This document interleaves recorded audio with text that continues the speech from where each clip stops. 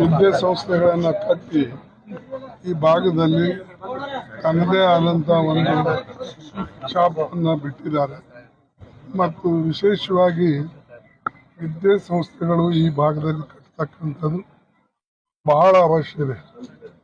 ನಾವು ಇಡೀ ಕರ್ನಾಟಕ ರಾಜ್ಯದಲ್ಲೇ ಅತಿ ಹಿಂದುಳಿದಂಥ ಪ್ರದೇಶ ಅನ್ನತಕ್ಕಂಥದ್ದು ಹಣೆಪಟ್ಟಿ ನಮಗಿದೆ.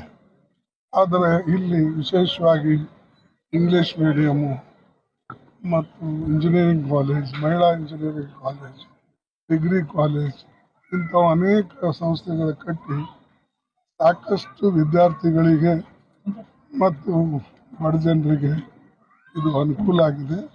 ಇಂಥ ಒಂದು ವಿಶೇಷವಾದಂಥ ಗುಣ ಅವ್ರ ಹತ್ರ ಇತ್ತು. ಅದಕ್ಕೆ ನಾನು ಅವರಿಗೆ ಭಾಳ ಅಭಿನಂದಿಸ್ತೇನೆ. ವಿಶೇಷವಾಗಿ ಅದೇ ಒಂದು ಮಾದರಿಯಲ್ಲಿ ಅವರು ಮನೆಯವರು ಕೂಡ ಹತ್ಯೆಗಳನ್ನು ಮಾಡಿದ್ದಾರೆ.